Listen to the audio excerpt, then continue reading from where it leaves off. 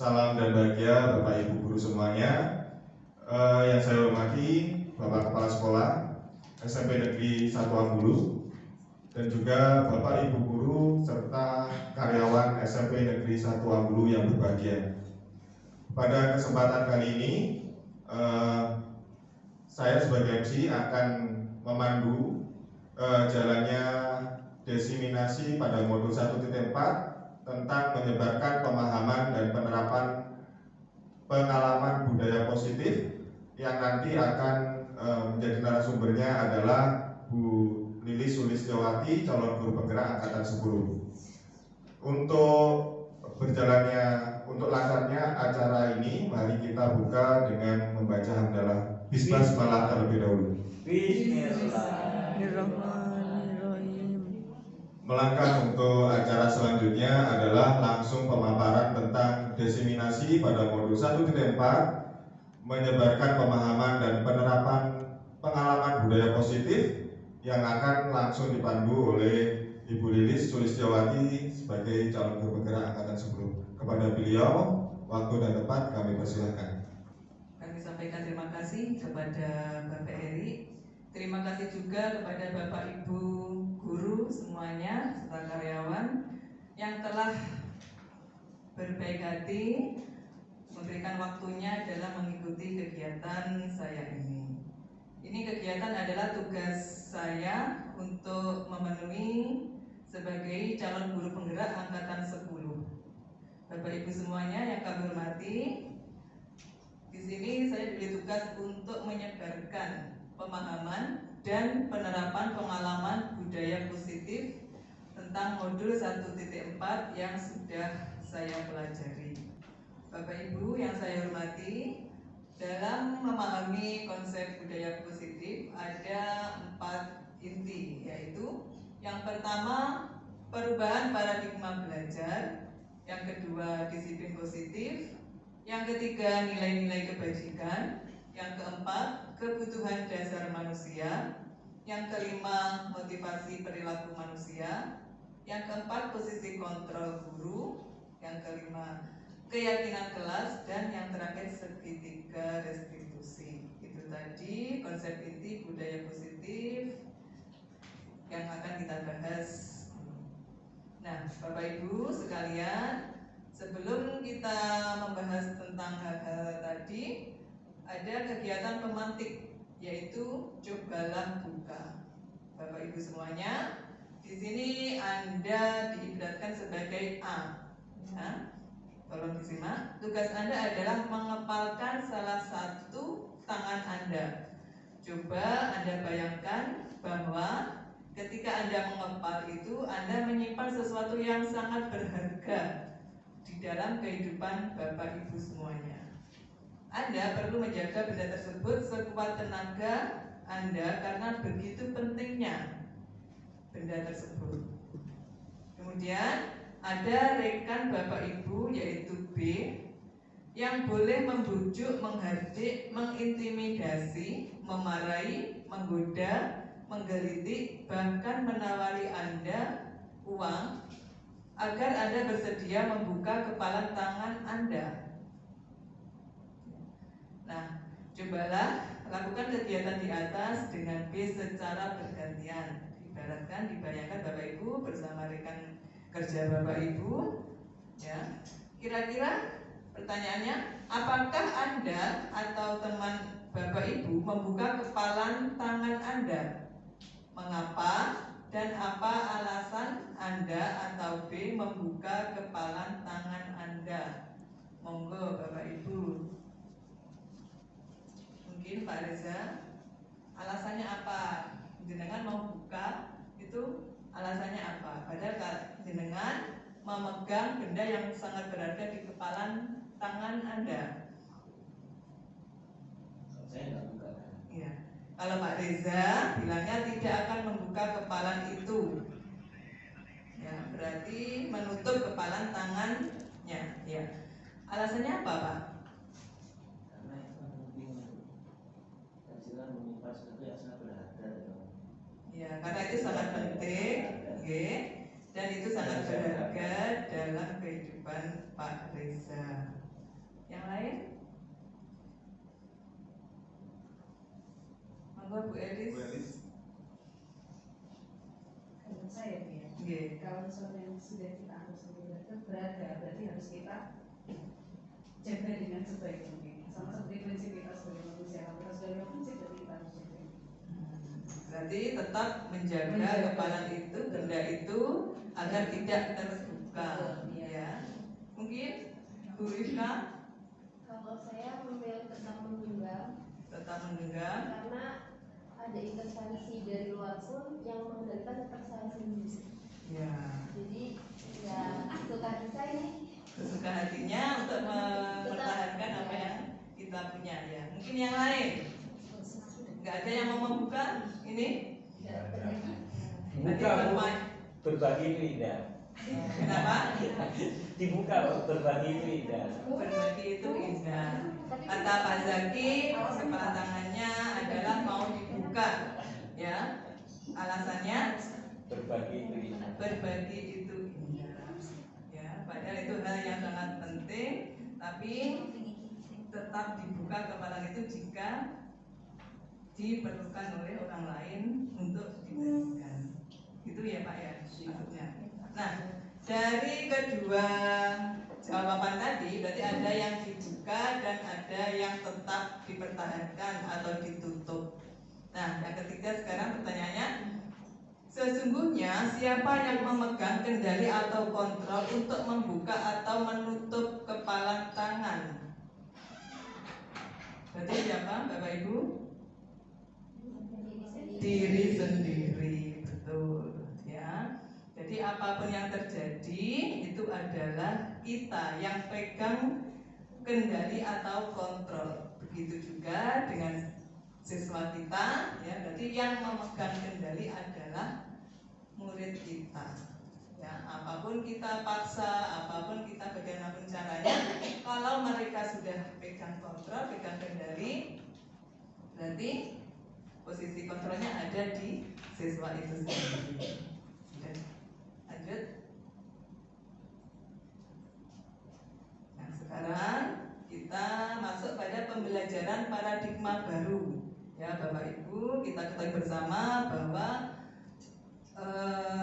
makin tahun ya kurikulum itu selalu berubah. Jadi paradigma baru pembelajaran itu memang harus berubah ya. Zaman berubah, teknologi begitu cepatnya sehingga itulah yang mempengaruhi kenapa kurikulum harus berubah. Nah, pembelajaran yang berorientasi pada penguatan kompetensi dan pengembangan karakter yang sesuai dimensi profil pelajar Pancasila. Kita ketahui bersama Bapak Ibu ya, ternyata karakter kemudian budaya kita sudah mulai tergeser. Zaman kita dulu dengan zaman sekarang sudah sangat berbeda. Kalian perhatikan kalau kita dulu mungkin begitu takutnya kepada Bapak Ibu guru, begitu sopannya, mulai dari kata-kata, mulai dari tingkah laku, begitu sopannya ya.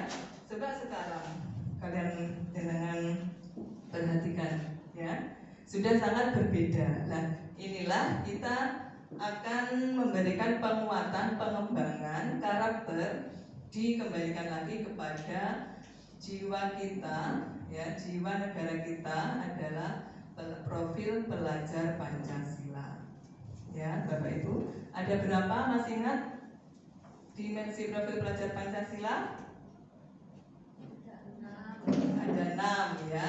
Yang pertama adalah beriman, bertakwa kepada Tuhan Yang Maha Esa dan berakhlak mulia. Kemudian berkebinekaan global.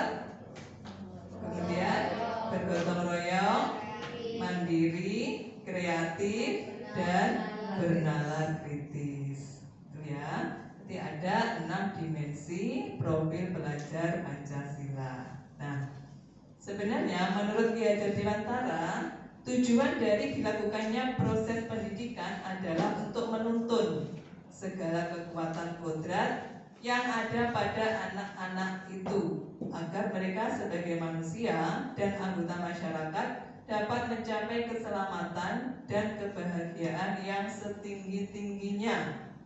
Ya, begitu ya Bapak Ibu. Jadi tugas kita adalah menuntun menuntun, ya masih ingat menuntun, berarti kita tidak boleh memaksakan. Dan pada dasarnya anak atau murid kita itu mempunyai kekuatan kodrat sendiri, dan masing-masing anak itu berbeda-beda. Jadi anak sejak lahir sebenarnya sudah ada kodratnya, ya. Di sini kodrat itu bisa minat dan bakatnya masing-masing, ya. Diibaratkan seperti garis tipis, ya. Nanti tugas kita adalah menebalkan garis itu, ya. Tidak boleh kita merubah garis itu, istilahnya seperti itu. Jadi sebagai guru kita tidak boleh memaksakan anak ini harus pandai matematika misalkan, anak ini harus pandai IPA, dan itu tidak boleh, ya. Tapi kita harus itu tadi mendorong, menuntun agar kekuatan kodrat yang ada pada murid itu lebih tebal, ya, lebih bisa digapai untuk menjadi kenyataan yang nantinya dapat mencapai keselamatan dan kebahagiaan setinggi-tingginya sebagai manusia maupun dalam hidup bermasyarakat. Nah, sekarang siapa yang memegang kontrol dalam diri seseorang? Ya, tadi sudah Bapak Ibu, yang memegang kontrol adalah diri kita sendiri. Nah, miskonsepsi yang selama ini kita ketahui atau teori kontrol yaitu atau kesalahpahaman, ya, bahwa ilusi guru mengontrol murid, ya. Berarti guru itu sebenarnya tidak bisa mengontrol murid, ya. Pada dasarnya kita tidak dapat memaksa murid untuk berbuat sesuatu jika murid tersebut memilih untuk tidak melakukannya. Dipaksa, dikasih hadiah apapun, ya, murid itu sebenarnya tidak bisa kita paksa harus melakukan ini itu tidak bisa, kecuali memang dia atau murid itu sedang mengizinkan dirinya dikontrol, ya, karena kontrol itu sendiri ada pada diri murid. Tuh. Kemudian yang kedua, ilusi bahwa semua penguatan positif, efektif dan bermanfaat.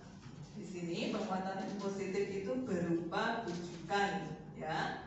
Bujukan bisa dengan cara diberi hadiah, atau yang lainnya.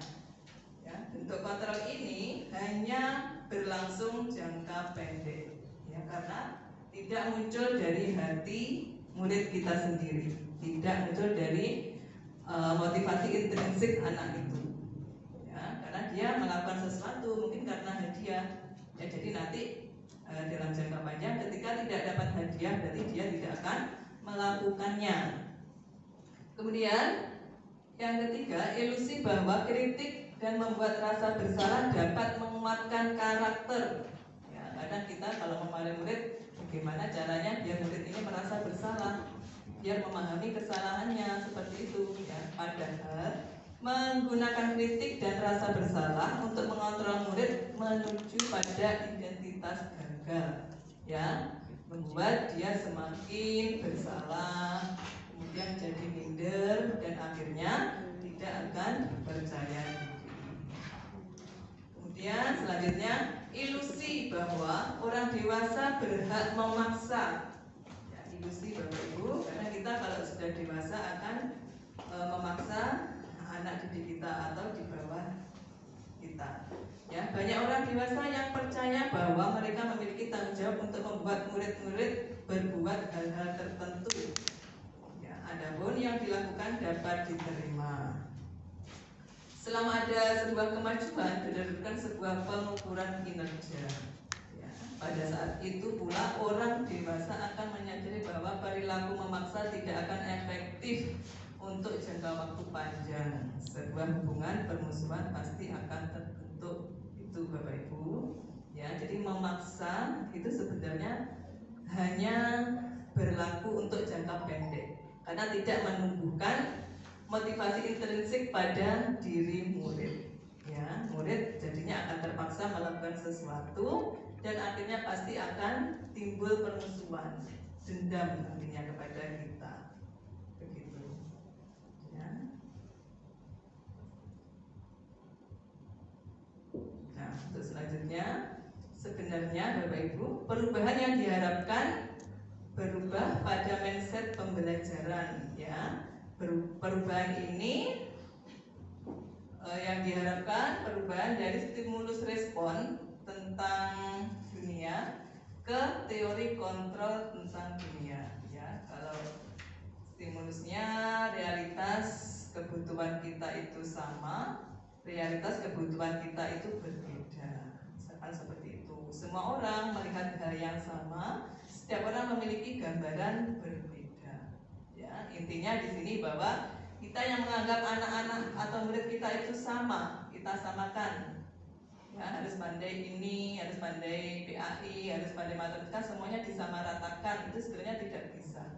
Ya, kita harus merubah pemikiran kita ke arah teori kontrol, ya, bahwa realita kebutuhan anak itu berbeda-beda. Ya, karena itu kita tidak boleh memaksakan hal yang tidak disukai anak kita.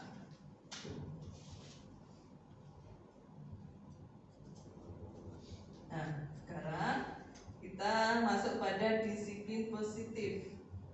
Apa makna disiplin menurut Bapak Ibu?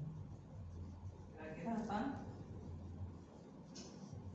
Sering kita mendengar Bapak Ibu, ya, kita harus disiplin.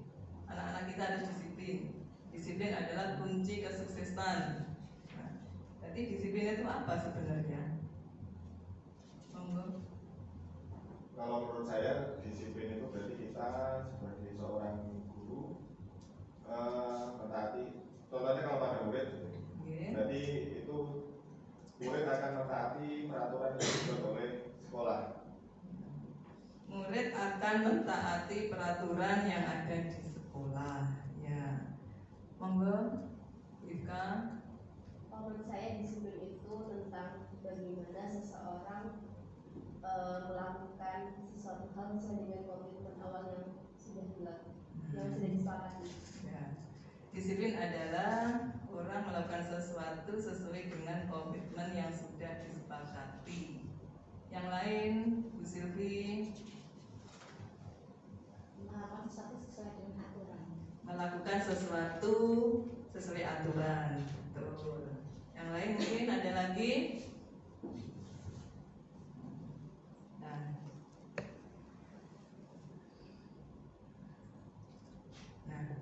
Disiplin positif, ya, itu adalah tentang bagaimana cara kita mengontrol diri, bagaimana menguasai diri untuk memilih tindakan yang mengacu pada nilai-nilai yang kita hargai. Ya, dengan kata lain, seseorang yang memiliki disiplin diri berarti mereka bisa bertanggung jawab terhadap apa yang dilakukannya, karena mereka mendasarkan tindakan mereka pada nilai-nilai kebajikan universal. Disiplin diri dapat membuat seseorang menggali potensinya menuju kepada sebuah tujuan, ya, sesuatu yang dihargai dan bermakna. Itu tadi. Sebagai pendidik, tujuan kita adalah menciptakan anak-anak yang memiliki disiplin diri sehingga mereka bisa berperilaku dengan mengacu pada nilai-nilai kebajikan universal dan memiliki motivasi intrinsik bukan ekstrinsik. Jadi di sini kuncinya adalah tujuannya kita ini sebagai pendidik menciptakan anak-anak memiliki disiplin diri, ya, berperilaku sesuai dengan nilai-nilai kebajikan dan tumbuh dari motivasi internal. Ya, ini itu dalam, berarti dari dalam dirinya masing-masing. Ya, disiplin tidak boleh dipaksa, harus muncul dari dirinya masing-masing. Karena jika muncul dari dirinya sendiri itu akan berdampak jangka panjang. Ya, meskipun kita tidak ada aturan, tidak ada hukuman ataupun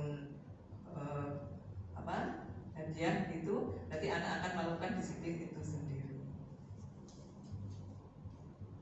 Nah, beberapa nilai-nilai kebajikan, ya, ada beberapa.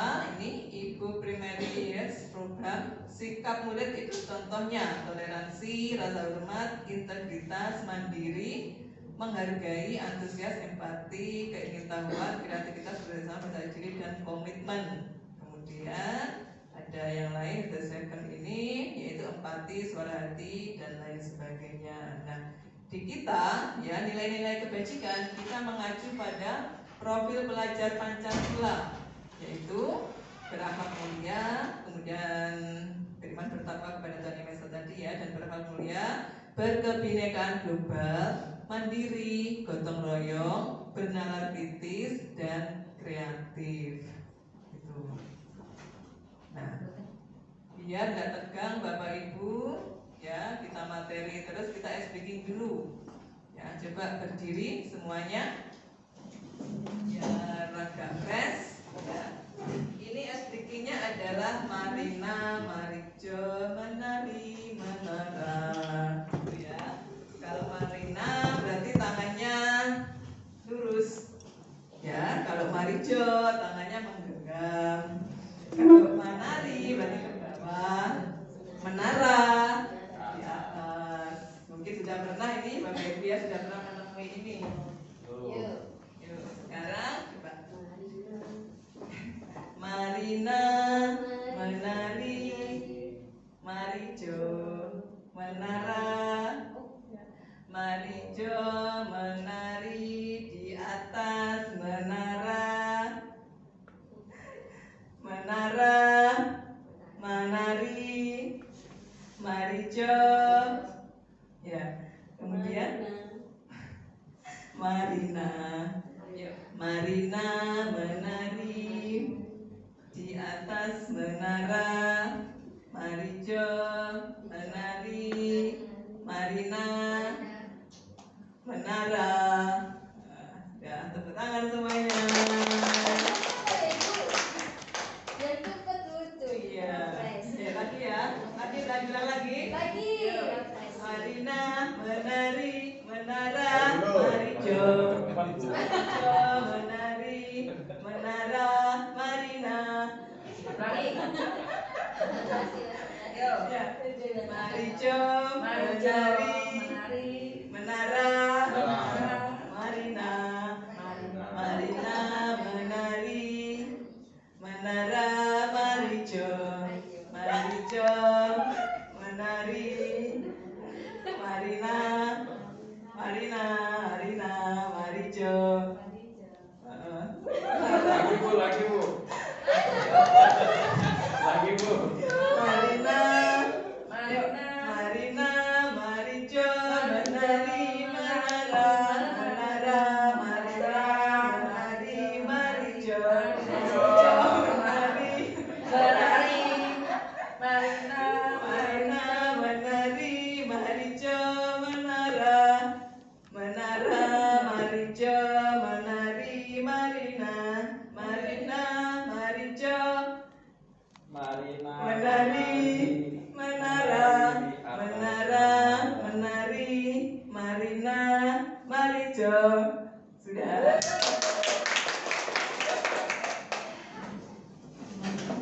Terima kasih.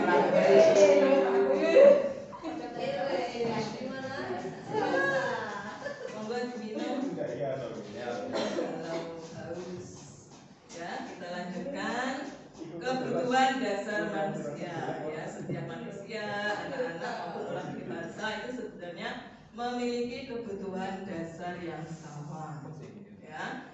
Semua yang kita lakukan itu usaha terbaik untuk mendapatkan apa yang kita inginkan, ya. Sebetulnya saat itu kita sedang memenuhi satu kebutuhan atau lebih kebutuhan dasar kita. Kita melakukan sesuatu, kita mengajar, kita berangkat pagi, itu sebenarnya kita adalah melakukan kegiatan yang untuk memenuhi kebutuhan dasar kita. Nah, Bapak Ibu, kebutuhan dasar manusia itu dibedakan menjadi 5. Yang pertama, kebutuhan bertahan hidup, kemudian kebutuhan kasih sayang dan rasa diterima, kebutuhan penguasaan, kebebasan, dan kesenangan. Jadi, ya, bertahan hidup kitanya, kebutuhan kesehatan, rumah, makanan, dan lain sebagainya. Kebutuhan kebutuhan saya, kasih sayang. Contohnya di sini seperti teman, keluarga, pasangan hidup. Kita semua membutuhkan pasangan hidup, Bapak Ibu. Pasangan hidup yang belum punya ini gimana, Bu? Nah, ya bagaimana Pak Zaki? Kemudian bisa membuat perbedaan, bisa membuat kesatuan. Nah ini penguasaan ya. Penguasaan berarti kita itu ada kalanya ingin gitu. Melakukan sesuatu itu ingin dihargai, itu pasti ya. Kalau kita nggak dihargai buat apa? Kadang seperti itu. Iya betul. Kemudian kebebasan, kebutuhan akan kemandirian, otonomi, memiliki pilihan yang mampu mengendalikan arah hidup, bebas. Kita nggak mau diatur misalkan, itu adalah kebebasan. Ya, kemandirian, saya kepinginnya ini, saya kepinginnya itu, ya tanpa ada dicampur tangan orang lain. Kemudian kesenangan, ya di sini ada kesenangan, bisa bermain dan tertawa. Terus kita sudah stres akhirnya itu butuh tertawa juga. Itu 5 kebutuhan dasar manusia. Nah, dari kebutuhan dasar maka muncul motivasi perilaku manusia. Ya, ketika melakukan sesuatu ada motivasi, ya, yaitu ekstrinsik dan intrinsik. Nah ini, ya, yang sangat dibutuhkan adalah motivasi intrinsik. Ekstrinsik yaitu untuk menghindari ketidaknyamanan atau hukuman. Biasanya murid kenapa datang pagi? Ya, untuk menghindari hukuman, ketidaknyamanan seperti itu. Jangankan murid kita kan juga begitu, kadang-kadang biar absennya tidak telat. Itu menghindari ketidaknyamanan atau hukuman. Yang kedua, motivasi intrinsik yaitu ekstrinsik untuk mendapatkan imbalan atau penghargaan dari orang lain. Jadi anak didik kita ada kalanya mereka rajin, mereka mengerjakan tugas, ya, mereka berprestasi, itu ingin mendapatkan imbalan atau penghargaan dari orang lain. Tuh. Ya. Nah sekarang kita rubah paradigma kita bahwa semuanya itu yang kita harapkan untuk menjadi orang yang mereka inginkan, ya. Jadi anak didik kita melakukan sesuatu apapun itu, mengerjakan tugas, kemudian belajar, disiplin dan lain sebagainya, itu ingin menghargai dirinya sendiri dengan nilai-nilai yang mereka percaya. Ya, inilah yang dimaksud dengan motivasi intrinsik. Ya, jadi melakukan sesuatu itu berdasarkan nilai-nilai yang mereka percaya. Saya mau belajar biar saya dapat ilmu misalnya. Muncul dari dirinya, bukan saya belajar biar tidak dimarahi guru, tidak dimarahi bapak ibu di rumah, seperti itu jangan. Ya, nah ini bagaimana tugas kita adalah bagaimana menumbuhkan motivasi intrinsik pada diri anak didik kita. Nah, hukuman, konsekuensi, restitusi. Nah, ini. Kalau hukuman itu tidak direncanakan, murid tidak tahu apa yang akan terjadi, ya, bersifat satu arah, berupa hukuman psikis atau fisik. Itu yang dinamakan hukuman. Ya, ketika anak didik kita akan terlambat, ya, murid tidak tahu langsung tiba-tiba kita berikan hukuman. Bersifat satu arah, murid tidak tahu apa-apa, kemudian kita salahkan, misalkan seperti itu. Berarti satu arah dari berupa hukuman fisik maupun psikis. Fisik, ya, fisik berarti melukai fisik anak, psikis berarti jiwa anak, ya, bisa dengan kata. Kadang, ya, kata-kata itu sebenarnya yang sangat berbahaya Bapak Ibu, ya. Kalau psikis mungkin, kalau fisik mungkin lukanya akan sembuh, tapi psikis ini bisa bertahun-tahun bahkan seumur hidup akan diingat oleh anak. Ini yang sangat atau harus kita hindari. Kemudian yang kedua, konsekuensi. Ya, ini terencana, disepakati sesuai aturan, murid tetap dibuat nyaman. Sikap guru selalu memonitor murid. Jadi aturan dulu, kemudian disosialisasikan ke anak-anak. Murid ketika mereka berbuat kesalahan, berarti harus ya, dimonitor oleh guru bagaimana dengan peraturan kita. Kalau dilanggar berarti konsekuensinya ya harus dijalani sesuai dengan aturan. Tuh. Kemudian restitusi, proses menciptakan kondisi bagi murid untuk memperbaiki kesalahan. Proses kolaboratif yang mengajarkan murid untuk mencapai solusi sendiri. Nah, ini yang diharapkan Bapak Ibu. Ya, restitusi ini, jadi ketika anak melakukan kesalahan, berarti kita harus menumbuhkan anak itu mengapa, alasannya melakukan kesalahan itu, kemudian bagaimana mereka akan memperbaikinya, gitu, dan solusinya apa, gitu, ya. Ini yang harus kita tanamkan kepada si anak-anak. Jadi kita nggak boleh ketika salah harus dihukum misalkan, itu tidak. Jadi intinya di sini restitusi itu merubah anak untuk memperbaiki kesalahannya. Dia menyadari kesalahannya, memperbaiki, dan solusinya bagaimana, gitu, sehingga tidak akan mengulangi perbuatannya lagi. Itu harapannya.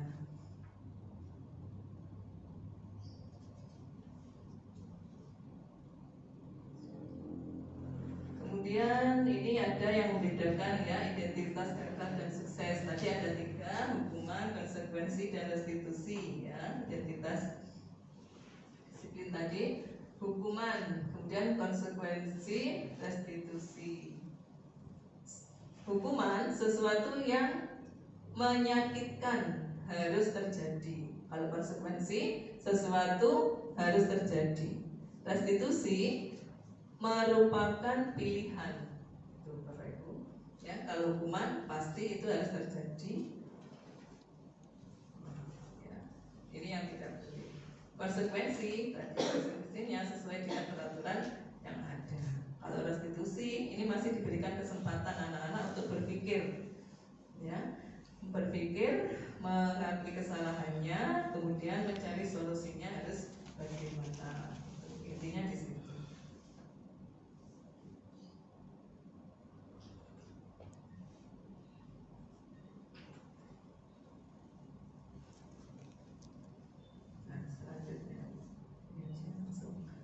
Langsung ya, ada 5 posisi kontrol guru. Nah, ini Bapak Ibu. Yang pertama adalah penghukum, yang kedua pembuat murid atau siswa merasa bersalah, sebagai teman, sebagai pemantau, dan sebagai manajer. Dari kelima ini nanti tujuannya adalah kita harus menjadi seorang manajer.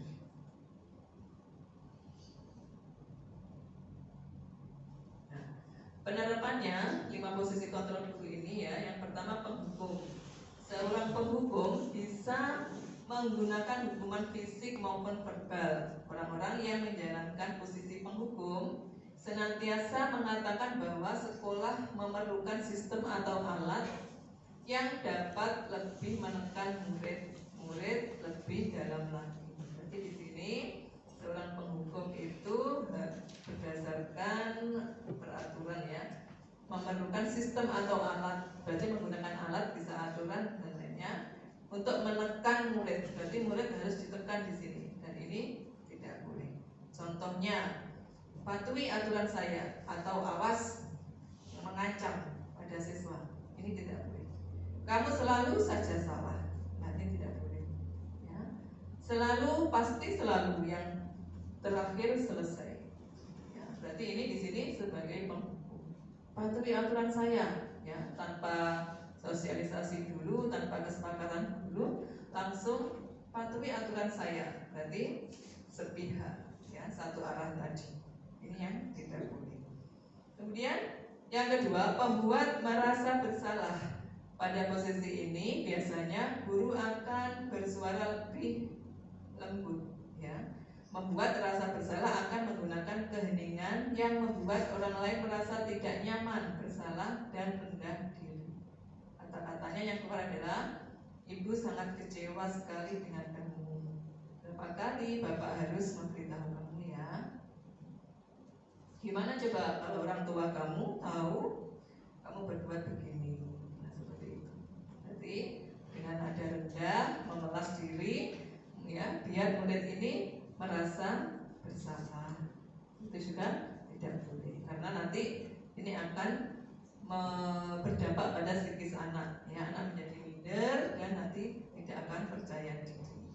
Yang ketiga, guru sebagai teman. Ya, guru pada posisi ini tidak akan menyakiti murid, namun akan tetap berupaya mengontrol murid melalui persuasi. Gitu ya, kata-kata yang dikeluarkan biasanya, ayo bantulah demi bapak ya, ayo ingat tidak bantuan bapak selama ini. Ya sudah, kali ini tidak apa-apa, nanti ibu bantu bereskan. Sebagai teman, ini sebenarnya juga tidak boleh.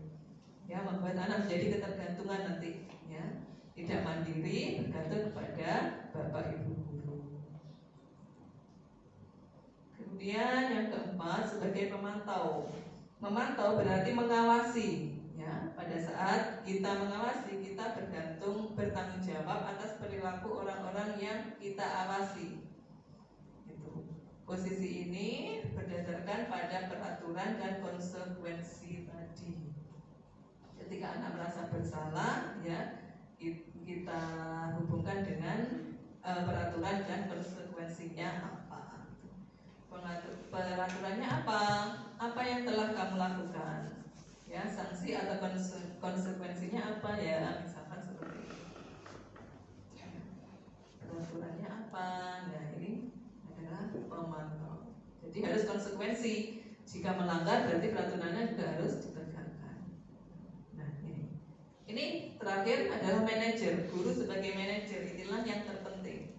Ya, posisi terakhir manajer adalah posisi di mana guru berbuat sesuatu bersama dengan murid, mempersilahkan murid bertanggung jawabkan perilakunya, mendukung murid agar dapat menemukan solusi atas permasalahannya sendiri. Itu yang penting. Apa yang kita yakini, kembali ke keyakinan kelas, ya. Apakah kamu meyakininya? Jika kamu meyakininya, apakah kamu bersedia memperbaikinya? Jika kamu memperbaiki hal ini, menunjukkan apa tentang dirimu? Apa rencana kamu untuk memperbaiki hal ini? Jadi kita sebagai manajer di sini. Karena ketika Bapak Ibu misalkan mengatakan terlambat lagi, pasti terlambat lagi, selalu datang terlambat. Kapan bisa datang tepat waktu ke anak? Jadi posisi kontrol, apakah aku misalnya, kira-kira apa Bapak Ibu? Dari paparan saya tadi,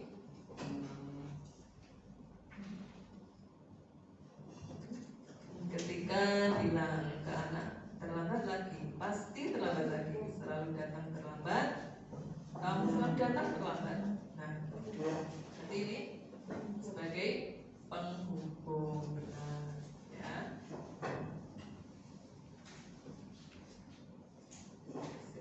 Kemudian jika ada kata, adik, kamu ini bagaimana ya? Kamu sudah berjanji dengan ibu tidak akan terlambat lagi. Kamu kenapa ya? Senang sekali mengecewakan ibu. Ibu benar-benar kecewa sekali. Jadi di sini posisi kontrolnya membuat merasa bersalah. Membuat merasa bersalah, ya. Bilangnya pelan, kemudian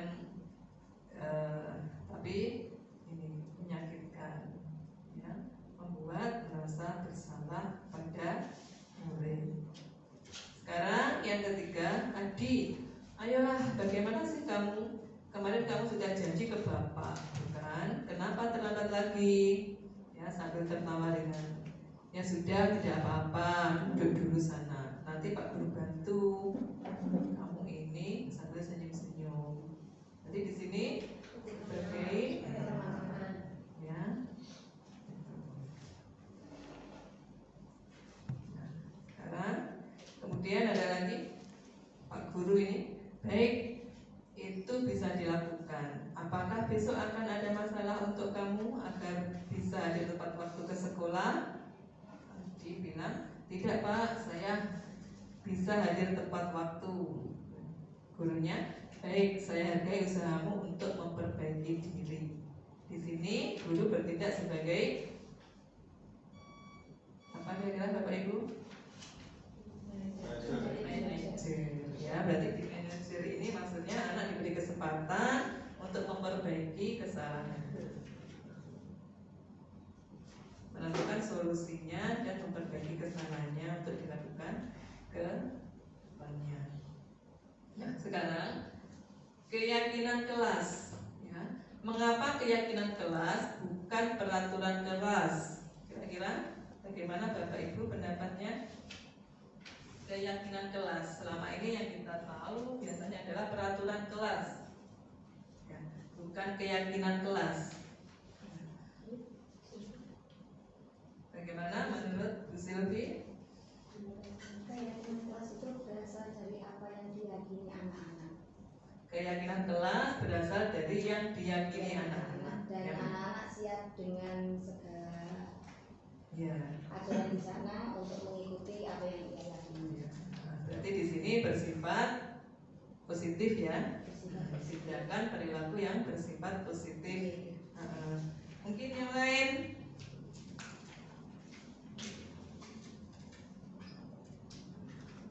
Pak Erik suaranya ya, monggo. Mungkin kalau keyakinan kelas hampir sama seperti Bu Silvi. Ya. Keyakinan kelas itu apa yang diyakini oleh anak-anak dan itu menjadi kesepakatan bersama. Sedangkan kalau peraturan kelas itu kan berkaitan nanti peraturan itu berasal dari hanya dari buku saja, terus kemudian nanti bisa juga berkaitan dengan kalau melanggar pasti ada hukumannya. Jadi untuk penerapannya saya mungkin keyakinan kelas. Tapi memilih keyakinan kelas bukan peraturan kelas ya. Kalau peraturan kelas berarti itu diciptakan oleh sekolah atau Bapak Ibu. Gitu.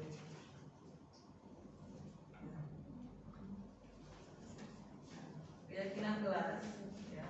Karena kenapa keyakinan kelas? Karena dengan sebuah keyakinan seseorang akan lebih memotivasi dari dalam ya, serta lebih tergerak dan bersemangat untuk menjalankan keyakinan daripada hanya sekedar mengikuti serangkaian peraturan tertulis tanpa makna. Ya, itu tadi ya. Benar yang dibilang tadi Bu Silvi, Pak Erik. Jadi dengan keyakinan kelas itu memotivasi siswa untuk tergerak bersemangat menjalankan apa yang diyakininya. Gitu. Ya, tidak sekedar mengikuti peraturan karena takut pada hukuman sehingga dia mengikuti peraturan. Berarti bukan seperti itu. Tapi keyakinan kelas tumbuh dari diri anak-anak, ya, memotivasi untuk melakukan sehingga tergerak menjalankan keyakinan itu.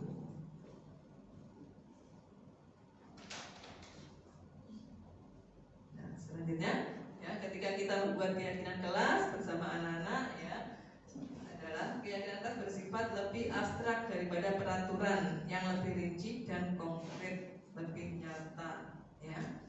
Kemudian keyakinan kelas berupa pernyataan-pernyataan universal, ya, artinya umum, bisa dilakukan oleh semua warga sekolah. Kemudian pernyataan keyakinan kelas senantiasa dibuat dalam bentuk positif, ya, jelas ini, ya, karena tujuannya adalah positif.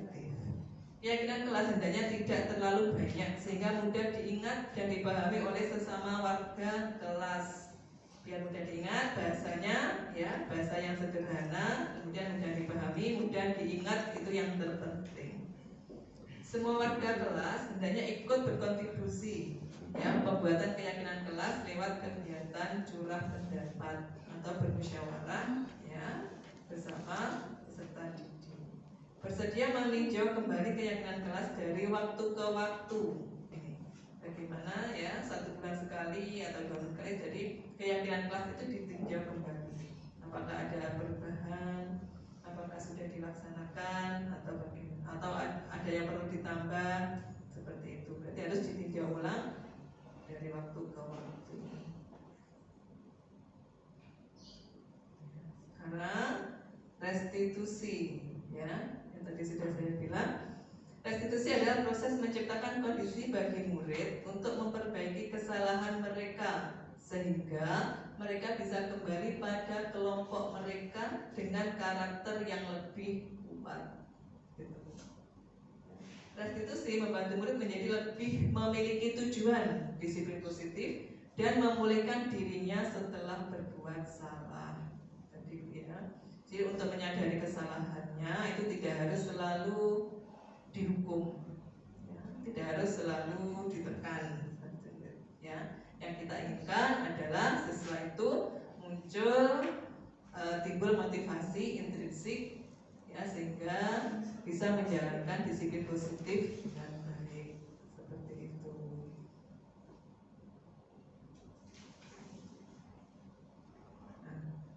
Restitusi sebagai upaya membantu siswa memperbaiki diri agar dapat kembali ke kelompoknya dengan karakter yang lebih kuat dan lebih baik. Merubah orang yang gagal karena telah berbuat kesalahan menjadi orang yang sukses. Ini Bapak Ibu yang utama. Ya, jadi kita nggak boleh membuat anak didik kita menjadi berlarut-larut akan kesalahannya, tapi kita membuat kegagalan mereka itu menjadi sukses, ya.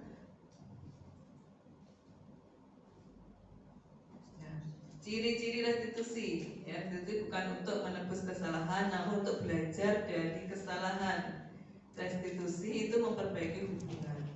Restitusi adalah tawaran bukan paksaan, ya, menuntun untuk melihat ke dalam diri anak atau murid, mencari kebutuhan dasar yang mendasari tindakan. Pasti semua tindakan mempunyai alasan, ya. Fokus pada karakter bukan tindakan, ini yang terpenting. Kemudian menguatkan, fokus pada solusi, mengembalikan murid yang berbuat salah pada kelompoknya. Jadi ketika dia memperbaiki kesalahannya, dia akan kembali ke kelompoknya dalam karakter yang lebih kuat. Gitu.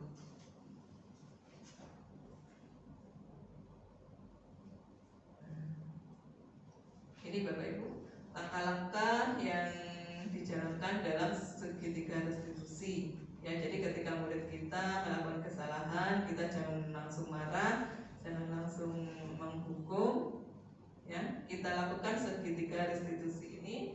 Yang pertama adalah menstabilkan identitas. Ya, setiap orang pasti pernah melakukan kesalahan. Biar anak-anak psikisnya stabil. Ya, kamu bukan satu-satunya yang pernah melakukan ini, gitu ya. Berarti menenangkan, menguatkan anak bahwa ya semua orang itu pernah berbuat salah dan kamu adalah bukan satu-satunya orang yang melakukan kesalahan. Yang kedua, validasi terhadap yang salah. Kamu tentu punya alasan mengapa melakukan, ya. Meskipun itu salah, tapi mereka pasti, murid kita mempunyai kesalahan, mempunyai alasan. Maksudnya ketika mereka terlambat, pasti dia punya alasan, ya. Pasti ada yang latar belakang mengapa murid itu jadi terlambat. Adakah cara yang lebih efektif untuk mendapatkan apa yang kamu butuhkan? Ya, ini namanya validasi tindakan yang salah. Adakah yang lebih efektif? Nah, berarti ini diminta untuk mencari solusinya. Bagaimana biar kamu tidak terlambat, misalkan seperti itu. Nah, sekarang yang terakhir, menanyakan keyakinan, ya. Menanyakan keyakinan kelas. Keyakinan kelas apa yang telah kita sepakati? Tidak boleh terlambat, Bu. Nah, seperti itu. Berarti mengingatkan apa kesepakatan kita, kesepakatan yang sudah disepakati oleh warga kelas. Kamu ingin menjadi orang yang seperti apa, misalkan. Jadi ini dibuat untuk agar anak-anak berpikir mencari atau kedepannya seperti apa. Ya. Yang pertama, menstabilkan identitas, validasi tindakan yang salah, kemudian menanyakan keyakinan. Itu tadi 3 segitiga restitusi. Nah, yang pertama tadi menstabilkan identitas. Bagian dasar dari segitiga bertujuan untuk mengubah identitas anak yang tadinya gagal karena melakukan kesalahan menjadi orang yang sukses, ya. Berbuat salah itu tidak apa-apa. Dan kita jadi menguatkan ke anak. Jangan anak menjadi merasa bersalah. Tidak ada manusia yang sempurna. Nah, ini. Saya juga pernah melakukan kesalahan seperti itu. Ya, berarti kita mendorong anak untuk berbesar hati. Kita bisa menyelesaikan ini. Nah, membuat anak menjadi optimis. Bapak Ibu tidak tertarik mencari siapa yang salah, tapi Bapak Ibu ingin mencari solusi dari permasalahan ini. Jadi Bapak Ibu guru tidak boleh menyalahkan anak. Kamu berhak merasa begitu. Boleh semua orang melakukan kesalahan itu berhak. Ya. Apakah kamu sedang menjadi teman yang baik buat dirimu sendiri? Jadi kita di sini dibuat sadar bahwa kesalahannya itu adalah harus diperbaiki. Yang kedua, validasi tindakan yang salah. Ya. Menurut teori kontrol, semua tindakan manusia baik atau buruk pasti memiliki maksud atau tujuan tertentu. Padahal kamu bisa melakukan yang lebih buruk dari ini ya. Kamu pasti punya alasan mengapa melakukan hal itu. Gitu ya. Padahal kamu bisa melakukan yang lebih buruk, misalkan terlambat, berarti hal yang lebih buruk bisa jadi tidak masuk sekolah. Nah, seperti itu. Kamu pasti punya alasan mengapa melakukan hal itu. Mengapa terlambat pasti punya alasannya. Kamu patut bangga pada dirimu sendiri karena kamu lebih melindungi sesuatu yang penting buatmu. Kamu boleh mempertahankan sikapmu, tapi harus menambahkan sikap. Itu ya, Bapak Ibu. Nah, yang terakhir ini, menanyakan keyakinan kelas. Jadi, menanyakan teori kontrol menyatakan bahwa kita pada dasarnya termotivasi secara internal. Ini paling penting, ya. Apa yang kita percaya sebagai kelas atau keluarga. Nah, ini menanyakan keyakinan kelas. Apa nilai-nilai umum yang kita sepakati bersama? Ya, bayangkan kita tentang kelas yang ideal. Mau jadi orang seperti apa? Nah, ya, menanyakan keyakinan apa yang sudah disepakati yang dibuat di kelas tadi, itu mengingatkan apa yang sudah dibuat pada keyakinan tadi. Kira-kira seperti itu. Ya, dibuat optimis sehingga tumbuh motivasi internal pada murid.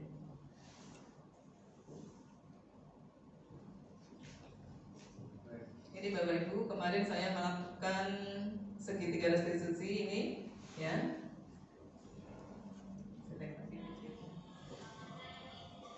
Mencoba untuk menerapkan segitiga restitusi ini pada siswa.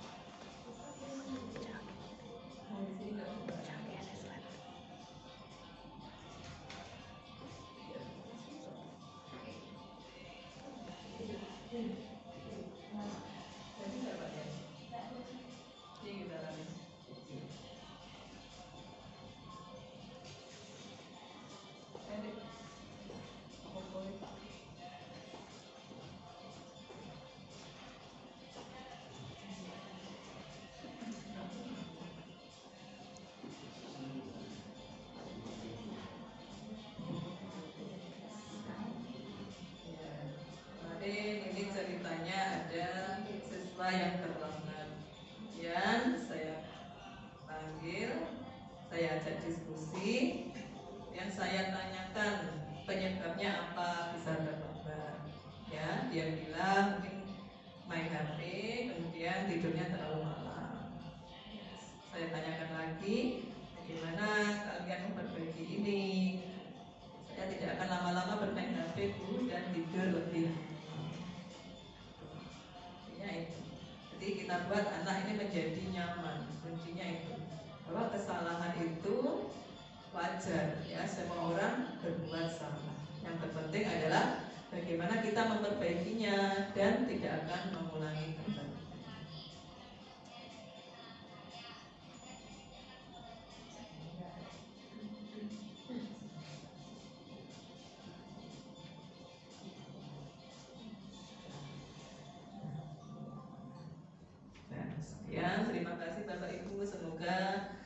saya sampaikan hari ini bermanfaat. Terima kasih waktunya sudah setia menemani saya pada kegiatan ini. Terima kasih banyak. Saya akhiri dan mohon maaf jika ada kekurangannya. Mohon maaf. Assalamualaikum warahmatullahi wabarakatuh. Waalaikumsalam warahmatullahi wabarakatuh.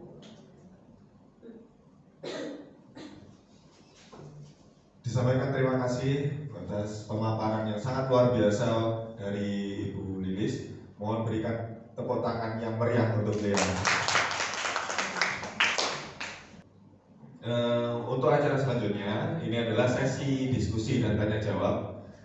Dari pemaparan yang sangat luar biasa tadi dari Ibu Lilis tentang budaya positif, dari Bapak Ibu Guru, apakah ada yang ingin ditanyakan atau yang ingin disampaikan kepada beliau? Mungkin ada pertanyaan? Tanggapan boleh.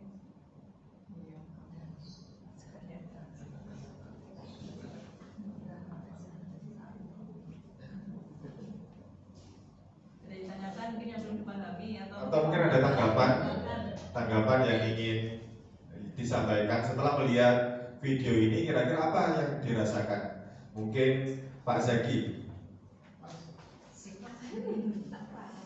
Oh, pas, sangat luar biasa sekali.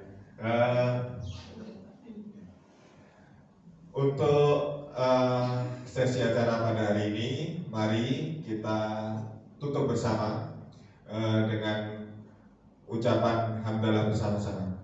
Alhamdulillah. Semoga kita semua bisa menjadi guru yang dapat memberikan kemerdekaan khususnya untuk murid-murid kita. Terima kasih. Demikian dari saya. Billahi taufiq wal hidayah. Assalamualaikum warahmatullahi wabarakatuh. Waalaikumsalam warahmatullahi wabarakatuh.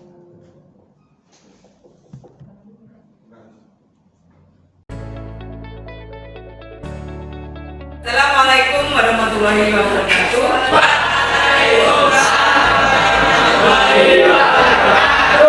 Selamat pagi anak-anak. Sehat semua hari ini. Tetap semangat. Kelas 8B.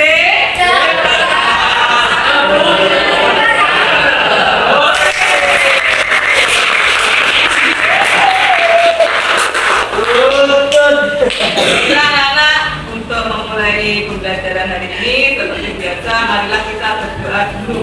Berdoa semoga yang kita belajar hari ini mendapatkan berkah dari Allah Subhanahu wa taala. Amin. Kan kepercayaan masing. Mulai.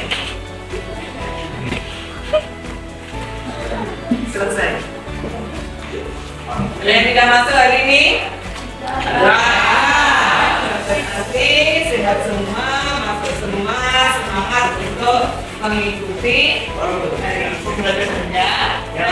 Seperti yang saya bilang kemarin bahwa hari ini kita akan membuat keyakinan kelas. Ya, jadi nanti keyakinan kelas itu adalah harapan kalian.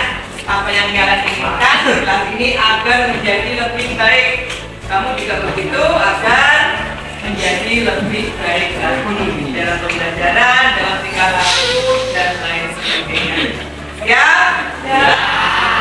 Siap. Nah sekarang saya akan membagikan ini ya, nanti ditulis di sini. Masing-masing anak menuliskan tulis 1, 2, 3 harapannya. Ya. Harapan terhadap dirimu, terhadap temanmu atau terhadap kelas ini. Oke, yang penting mengandung nilai positif. Ya, oke. Kita tolong dibagikan, silakan.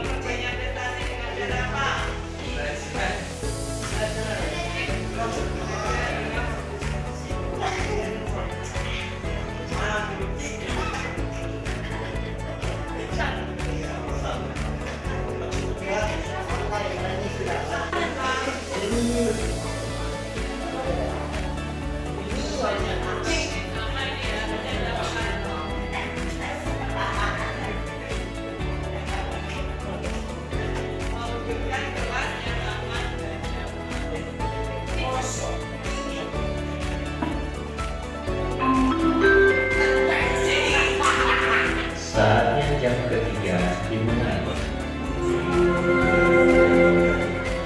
It's time to begin the first lesson.